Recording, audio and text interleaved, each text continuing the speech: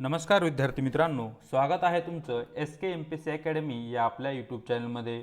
आज दिनांक 17 नोव्हेंबर 2023, वार आहे शुक्रवार। तुमच्यासाठी घेऊन आलो आहे संपूर्ण लोकसत्ता वृत्तपत्र विश्लेषण। तर आज या ठिकाणी आजच्या ज्या महत्त्वाच्या बातम्या आहेत ज्यांना की आपण स्पर्धा परीक्षेच्या दृष्टिकोनातून स्टडी करणार आहोत त्या बातम्या पाहूयात। त्यामध्ये नागरी सहकारी बँकाविषयी इन डिटेलमध्ये आपण माहिती घेण्याचा प्रयत्न करणार आहोत। त्याचबरोबर शिंदे समिती काय आहे याचीही या ठिकाणी आपण माहिती घेणार आहोत। या ठिकाणी आपण या ज्या न्यूज आहेत ते मल्टिपल चॉईस क्वेश्चनच्या माध्यमातून म्हणजेच वस्तुनिष्ठ प्रश्नांच्या माध्यमातून या ठिकाणी त्या न्यूज पाहण्याचा या ठिकाणी आपण प्रयत्न करणार आहोत। चला तर जी काही आजची आपली डिस्कशन आहे तिला या ठिकाणी आता आपण सुरुवात करूया। जी पहिली न्यूज आहे ती नागरी सहकारी बँका संदर्भात आहे। न्यूज अशी आहे, नागरी सहकारी बँकांना दिलासा, अशा प्रकारची न्यूज या ठिकाणी आहे। मग या ठिकाणी नागरी सहकारी बँक आपल्यासाठी महत्त्वाचे आहेत आणि स्पर्धा परीक्षेच्या दृष्टिकोनातून जे काही महत्त्वाचे पॉइंट आहेत त्यांची या ठिकाणी आपण डिस्कस करणार आहोत। तत्पूर्वी जो सुरुवातीचा आपला एक प्रश्न आहे तो प्रश्न पाहूया आणि त्याला या ठिकाणी आपण सोडवण्याचा प्रयत्न करूया।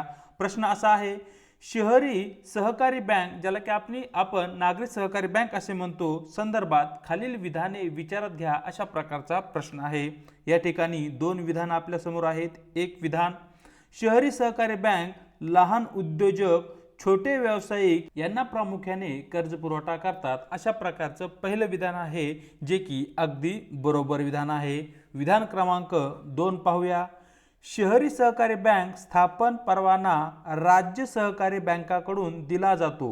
तर मित्रांनो या ठिकाणी शहरी सहकारी ज्या काही बँका आहेत त्या स्थापनेत जो काही परवाना आहे तो आपल्या देशाची मध्यवर्ती bank reserve bank of India म्हणजेच RBI कडून दिला जातो, तो राज्य सहकारी बँकेकडून दिला जात नाही। म्हणजेच विधान क्रमांक 2 या ठिकाणी चूक आहे।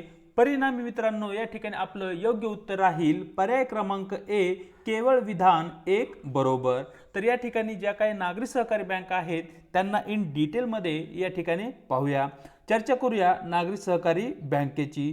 ज्या काही नागरी सहकारी बँका आहेत त्यांचे कार्यक्षेत्र कोठे आहे, जो काही शहरी भाग आहे आणि जो काही निम शहरी भाग आहे, ज्या ठिकाणी ग्रामीण भाग आणि शहरी भाग यांच्यामध्ये साम्यधर्म असते, म्हणजे यामध्ये एक ट्रान्झिशन पिरियड असतो, त्या भागाला आपण शहरी आणि निम शहरी भाग असे म्हणतो। त्या भागामध्ये प्रामुख्याने अर्बन कोऑपरेटिव्ह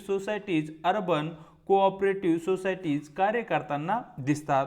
मग या ठिकाणी प्रामुख्याने केला जाणारा जो काही वित्त पुरवठा आहे तो लहान कर्जदारांना आणि जे काही छोटे व्यावसायिक आहेत त्यांना केला जातो। त्याचबरोबर जे काही उद्योजक असतील, लघु व्यावसायिक असतील, उद्योग जे की शहरी भागामध्ये आहेत त्या भागातील स्वयंरोजगार म्हणजे सेल्फ एम्प्लॉयड जे काही युवक आहेत त्यांना, त्याचबरोबर गृह खरेदी असेल, शिक्षण संबंधी जे काही कर्ज आहेत ते प्रामुख्याने शहरी भागातील ग्राहकांना देण्याचं कार्य या ठिकाणी अर्बन कोऑपरेटिव्ह बँक्स ज्याला की आपण UCB बँक असे म्हणतो त्या बँकेकडून केले जाते।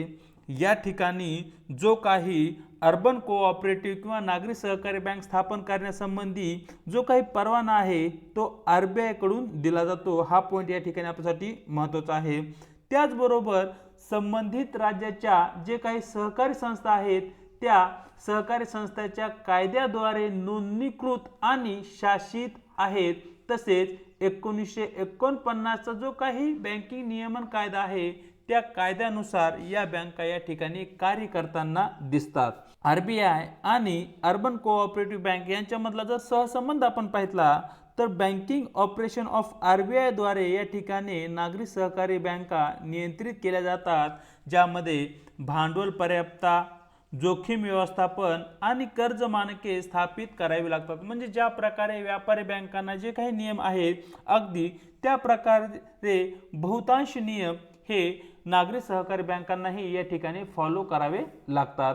पुढे जर आपण पाहितलं तर या ठिकाणी राज्याच्या भूमिका काय आहे, तर जे काही राज्य सरकार आहे जेव्हा नागरी सहकारी बँक संकटाच्या प्रसंगी त्या बँकेचं व्यवस्थापन आणि निराकरण सहकारी संस्था च्या निबंधकाद्वारे नियंत्रित केलं जातं, किंवा सहकारी संस्था संबंधित जे काही नियंत्रक राज्य सरकारकडून नेमण्यात आला आहे त्या निबंधाकडून या ठिकाणी नागरी सहकारी बँकांना संकटाच्या प्रसंगी मार्गदर्शन करण्यासाठी आणि ते जे संकट आले आहे त्याचे निराकरण करण्यासाठी या ठिकाणी संस्थांच्या निबंधकाद्वारे या ठिकाणी मार्गदर्शन केलं जातं। मग या ठिकाणी जे काही कार्यक्षेत्र आहे ते कार्यक्षेत्र आपल्यासाठी महत्त्वाचं आहे। बहुतांश नागरी सहकारी बँकाचं कार्यक्षेत्र त्या ज्या राज्यात आहे त्या राज्यापुरतं मर्यादित असतं, परंतु ज्या नागरी सहकारी बँकांचा भाग भांडवल 50 कोटी किंवा त्यापेक्षा अधिक असेल अशा परिस्थितीमध्ये त्या नागरी सहकारी बँकेचं कार्यक्षेत्र एक राज्य किंवा त्यापेक्षा अधिक राज्यामध्ये असू शकतं। त्या प्रकारची परवाना त्या ठिकाणी त्या बँकेला भेटू शकतो। हा पॉईंट या ठिकाणी तुम्हाला माहिती असणं आवश्यक आहे। या ठिकाणी जी काही नागरी सहकारी बँक आहे तिचे अधिकार काय आहेत, त्यावर दायित्व म्हणजे लायबिलिटीज काय आहेत हेही या ठिकाणी आपल्याला माहिती असणं आवश्यक आहे। RBI कायदा 1934 शेड्यूल 2 द्वारे समाविष्ट जे काही अधिकार जे काही दायित्व व्यापारी बँकांना देण्यात आले आहेत ते सर्व दायित्व आणि जे काही अधिकार आहेत ते या ठिकाणी नागरी सहकारी बँकांना भेटत असतात, ज्यामध्ये पुनर्वित्तीकरणचा लाभ असेल, कर्ज मिळवण्याचा अधिकार म्हणजे या ठिकाणी नागरी सहकारी बँक ही RBI कडून कर्ज घेऊ शकते। मग अशा परिस्थितीमध्ये या ठिकाणी ज्या काही नागरी सहकारी बँका आहेत त्यांना रोख राखीव निधीही RBI कडे ठेवावा लागतो। त्या नियमांचे जे काही पालन आहे तेही या ठिकाणी नागरी सहकारी बँकाला करावे लागते।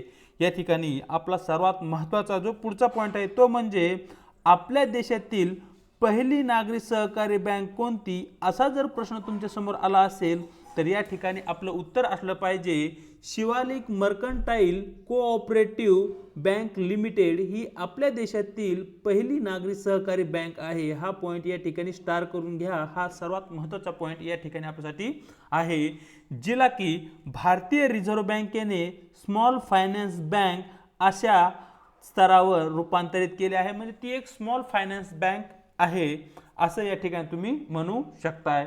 त्याचबरोबर RBI ने सप्टेंबर 2018 मध्ये अर्बन कोऑपरेटिव्ह बँकांचे स्मॉल फायनान्शियल बँकांमध्ये ऐच्छिक रूपांतर करण्याची एक योजना आणली आहे। या योजनेविषयी तुम्हाला माहिती असणं आवश्यक आहे। तर अशा प्रकारे या ठिकाणी इन डिटेलमध्ये आपण नागरी सहकारी बँकाविषयी माहिती पाहिली। पाहूया आजचा आपला पुढचा प्रश्न जो की आरक्षणा संदर्भात आहे। न्यूज पाहूया। शिंदे समिती बरखास्त करा अशा प्रकारची ती न्यूज आहे। या ठिकाणी मागणी कोणी केली आहे हे आपल्यासाठी महत्त्वाचं नाहीये, फक्त या ठिकाणी जी शिंदे समिती आहे त्या शिंदे समितीविषयी आपल्याला माहिती असणं आवश्यक आहे। मित्रांनो, आपल्याला सर्वांना माहिती आहे की सध्या महाराष्ट्रामध्ये मराठा आरक्षण हा जो मुद्दा आहे तो खूपच ज्वलंत बनला आहे। ती एक मोठी राजकीय समस्या राजकीय पुढाऱ्यापुढील बनलेली आहे। मग या ठिकाणी मराठा आरक्षण, OBC आरक्षण, धनगर आरक्षण असे विविध समस्या आहेत ज्या की आज आपण फेस करत आहोत। चला आजचा जो प्रश्न आहे तो प्रश्न या ठिकाणी पाहूया। अलीकडेच राज्य सरकारकडून नेमण्यात आलेली शिंदे समिती कशा संदर्भात आहे अशा प्रकारचा आपला प्रश्न आहे, ज्या ठिकाणी पर्याय A मराठा आरक्षण, पर्याय B धनगर आरक्षण, पर्याय C OBC आरक्षण, पर्याय D EWS आरक्षण जे की ओपनच्या विद्यार्थ्यांना दिलं जातं किंवा ओपन समूहातील जे काही नागरिक आहेत त्यांना भेटतं। तर मित्रांनो, या ठिकाणी आपलं योग्य उत्तर आहे पर्याय क्रमांक A मराठा आरक्षण।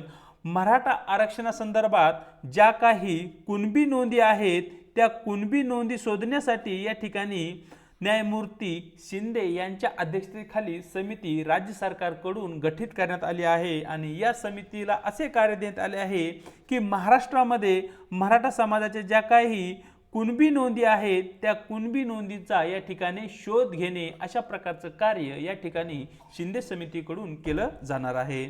आज या ठिकाणी जे काही महत्त्वपूर्ण आपल्या 2 न्यूज होत्या त्यांची या ठिकाणी आपण डिस्कस केलेली आहे।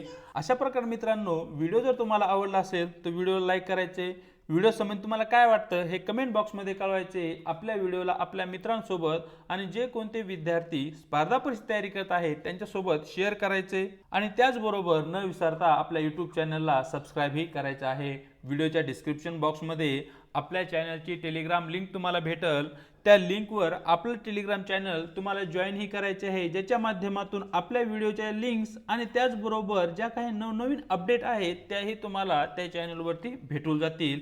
आज इथेच थांबत आहोत, भेटूया एका नवीन व्हिडिओ सोबत।